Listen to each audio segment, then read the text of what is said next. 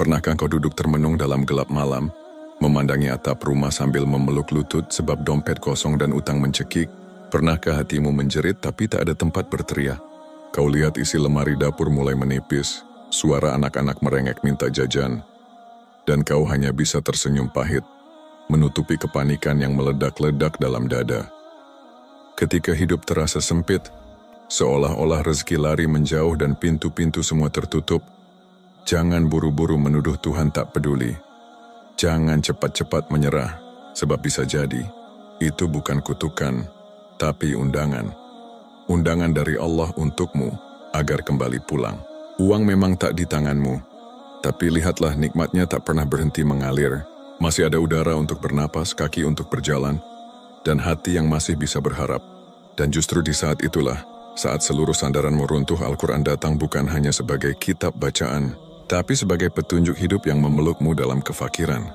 Allah tak sekadar menciptakan manusia, lalu membiarkannya terombang-ambing. Al-Quran mengajarkan bahwa di balik sempitnya harta, tersimpan rahasia luasnya makna.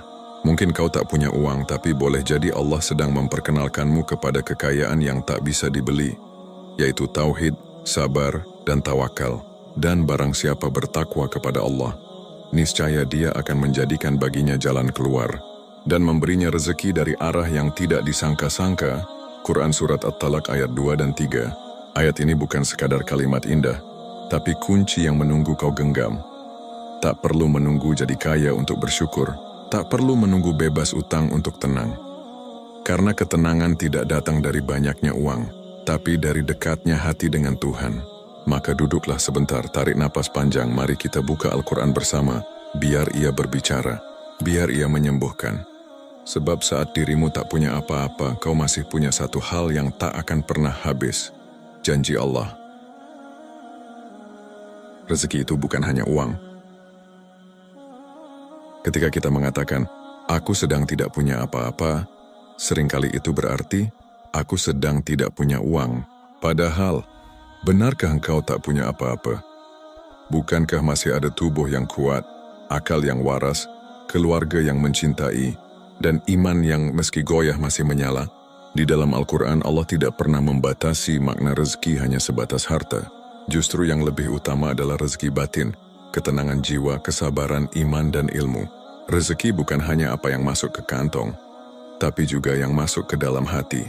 Allah berfirman, dan kami telah menjadikan untuk kamu di bumi itu segala macam keperluan hidup, dan kami menciptakan pula makhluk-makhluk yang kamu bukan pemberi rezeki kepadanya. Quran Surat Al-Hijr ayat 20. Lihatlah ayat ini. Allah menyebut bahwa Dia telah menjadikan bumi penuh keperluan hidup, bukan keperluan uang. Allah menciptakan pohon yang berbuah, air yang mengalir, hewan yang bisa dimakan, dan tanah yang bisa ditanami. Semuanya adalah bentuk rezeki, walaupun tidak selalu berupa lembaran rupiah atau saldo digital. Tapi mengapa kita merasa miskin? Karena kita terlatih menilai rezeki hanya dari sisi materi. Kita diajarkan bahwa sukses adalah ketika uang banyak, rumah mewah, kendaraan bagus, dan saldo rekening tebal. Padahal, betapa banyak orang yang memiliki semua itu tapi hatinya kosong, rumahnya sunyi, dan tidurnya gelisah. Sebaliknya, betapa banyak orang yang sederhana hidupnya, tapi hatinya penuh syukur, wajahnya bersinar, dan tidur malamnya nyenyak karena bebas dari beban dunia. Inilah yang diajarkan Al-Quran. Ketika kita merasa kekurangan, Allah mengajarkan agar melihat ke dalam, bukan hanya keluar. Barangkali Allah sedang menyelamatkan kita dari kesombongan, dari cinta dunia yang berlebihan. Barangkali Allah sedang mengajarkan makna, cukup itu bukan tentang berapa banyak yang kau miliki, tapi seberapa dalam engkau bersyukur. Bukankah Rasulullah bersabda, bukanlah kekayaan itu dengan banyaknya harta, tetapi kekayaan adalah kaya jiwa. Hadis riwayat Bukhari dan Muslim. Jadi jika saat ini kau sedang dalam kondisi tidak punya uang, jangan dulu merasa tak punya daya. Mungkin Allah sedang menyiapkan hatimu untuk menjadi ladang syukur. Karena orang yang mampu bersyukur dalam kefakiran, akan lebih mampu bersujud dalam kelimpahan. Dan ingatlah, Allah tidak menilai manusia dari isi dompetnya, tapi dari isi hatinya. Kunci rezeki ada pada takwa dan tawakal. Di antara manusia, ada yang mengejar rezeki seperti mengejar bayangan. Mereka berlari siang malam, mencari uang ke ujung dunia. Namun hatinya tetap gelisah, merasa tak pernah cukup. Sementara ada pula yang berjalan tenang, bersandar pada Allah, dan rezeki datang menghampiri dari arah yang tak ia duga. Apa bedanya? Takwa dan tawakal. Allah berfirman dengan penuh jaminan, barang siapa bertakwa kepada Allah, niscaya dia akan mengadakan baginya jalan keluar dan memberinya rezeki dari arah yang tidak disangka-sangka. Quran Surat At-Talaq ayat 2 dan 3. Takwa bukan hanya amal ritual. Takwa adalah cara hidup. Ia adalah keputusan untuk hidup sesuai dengan rambu Allah. Menjauhi yang haram walau menggiurkan, memilih yang halal walau sedikit, dan menjaga kejujuran walau menyakitkan. Dan lihatlah, Allah tidak menyebut usaha keras sebagai kunci rezeki, tetapi takwa.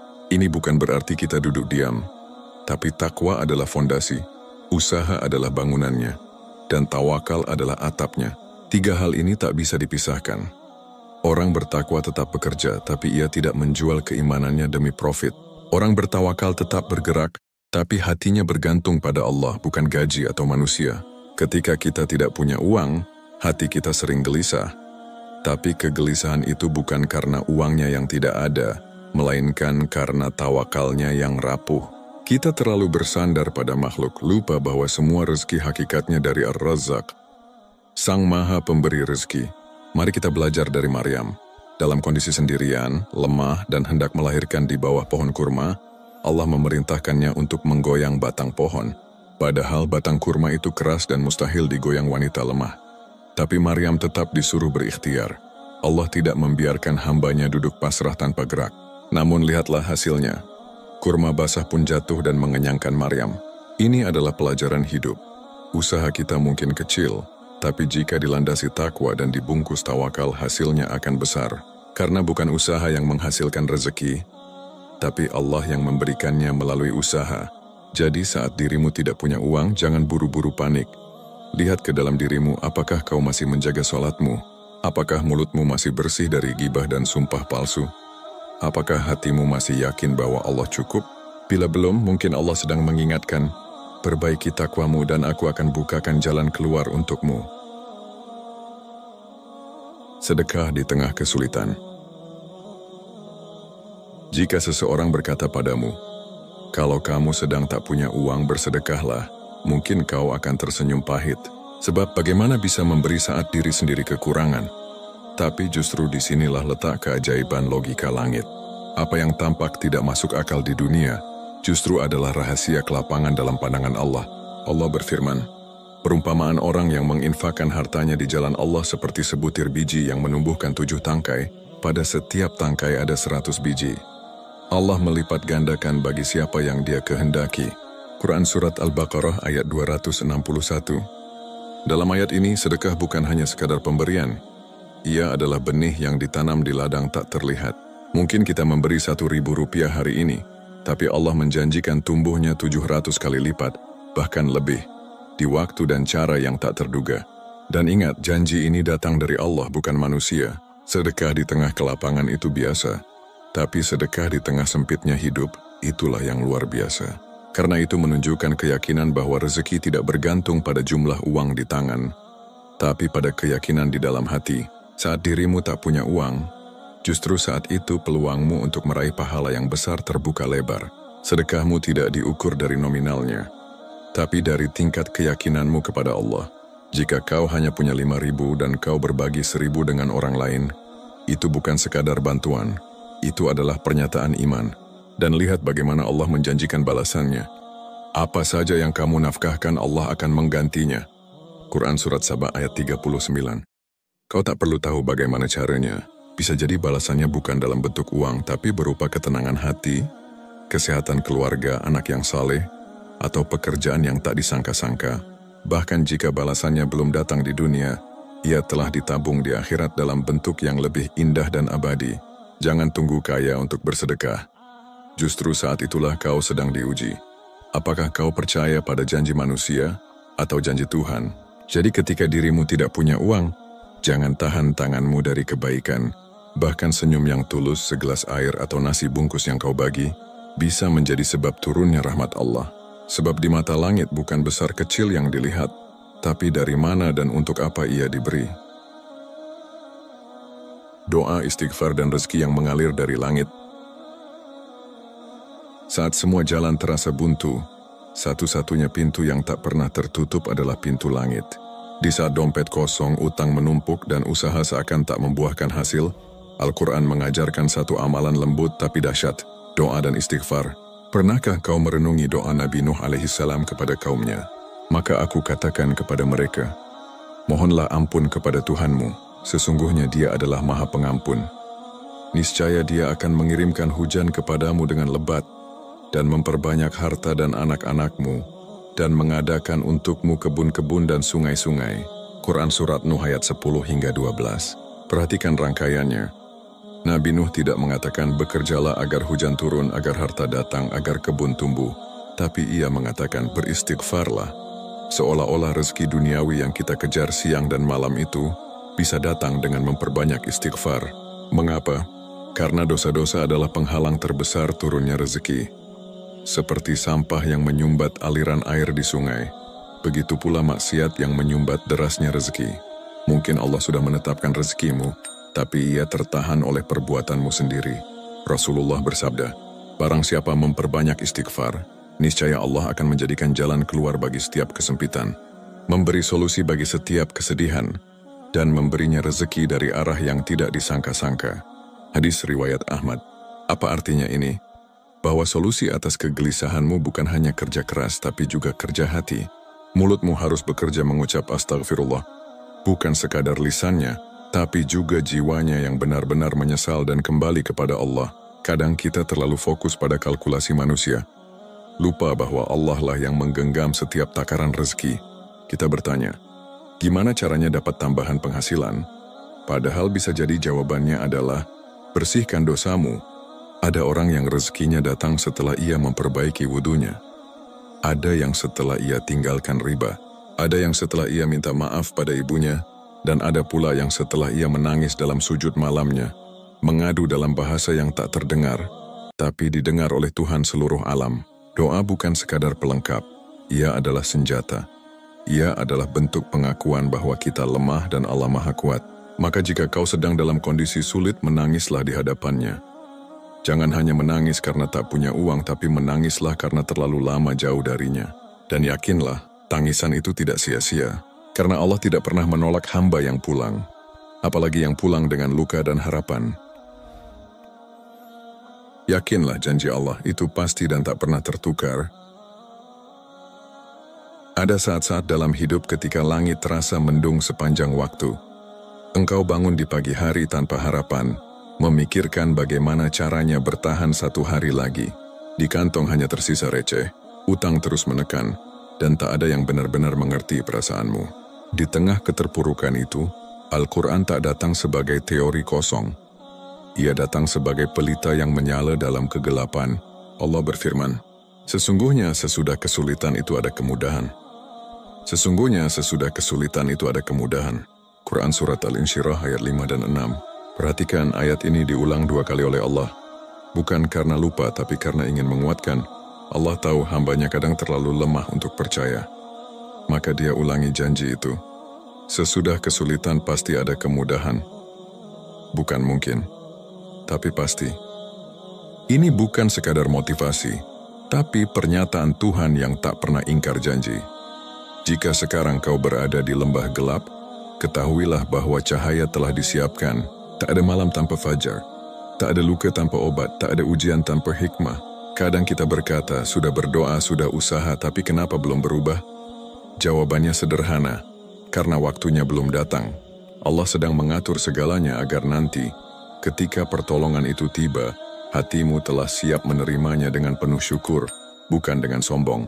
Bisa jadi Allah belum beri uang hari ini, karena Dia sedang menyelamatkanmu dari keburukan yang datang bersamanya. Bisa jadi Dia menunda pekerjaan yang kau impikan, karena Dia tahu jika kau terima sekarang, kau justru akan jauh darinya.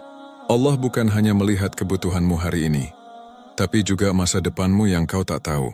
Dan di saat seperti ini yang paling penting adalah satu, yakin. Yakin bahwa Allah tidak tidur. Yakin bahwa Allah tahu persis isi hatimu. Yakin bahwa tidak ada satupun pengorbananmu yang sia-sia.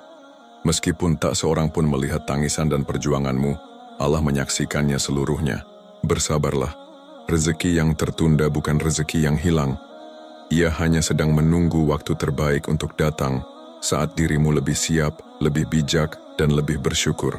Karena Allah tak hanya ingin memberimu uang, tapi juga hati yang bersih dan iman yang kuat. Dan ketika akhirnya rezeki itu datang, kau akan mengerti mengapa ia harus ditunda. Kau akan mengerti mengapa Allah izinkan kau menangis, karena dari tangis itulah tumbuh kekuatan. Dan dari kesabaran itulah lahir kebijaksanaan. Jangan menyerah, jangan berburuk sangka pada Tuhanmu, karena selama engkau masih berpegang pada talinya, takkan ada malam yang terlalu panjang. Dan janjinya akan selalu datang, tepat pada waktunya. Saat tak punya apa-apa, engkau masih punya Allah. Hidup tak selalu mudah. Ada masanya engkau merasa tak punya siapa-siapa, tak punya apa-apa. Uang habis, harapan redup, dan langkah pun nyaris terhenti. Tapi ketahuilah, selama engkau masih punya Allah, engkau tak pernah benar-benar kehilangan. Al-Quran bukan hanya kitab yang dibaca saat lapang. Ia adalah pelita di saat gelap, penuntun saat tersesat, dan penghibur saat semua pintu tertutup. Ia mengajarkan kita bahwa rezeki bukan soal jumlah, tapi soal keberkahan. Bahwa yang penting bukan seberapa banyak yang kau miliki, tapi seberapa dalam kau percaya pada janji Tuhan. Bila kau merasa dunia menelantarkanmu, ingatlah bahwa Allah sedang mendidikmu. Bila kau merasa tak kuat lagi, ingatlah bahwa kekuatan bukan berasal dari diri sendiri, tapi dari doa yang kau bisikkan dalam sujud panjangmu. Saat kau tak punya uang, mungkin itu adalah cara Allah menyingkirkan kesombongan. Saat kau tak punya jabatan, mungkin itu cara Allah menyelamatkan hatimu dari keserakahan. Saat semua tampak gelap, mungkin itulah cara Allah memperkenalkanmu pada cahayanya. Jadi jangan berhenti melangkah, jangan berhenti berharap. Sebab yang menanti di ujung jalan bukan hanya rezeki yang kau impikan, tapi juga versi dirimu yang lebih kuat, lebih sabar, dan lebih bertauhid. Dan satu hal yang harus selalu kau jaga dalam hati, Allah tidak akan meninggalkan hambanya yang terus mengetuk pintunya. Meski tanganmu kosong, tapi jika hatimu penuh iman, kau sedang menggenggam segalanya.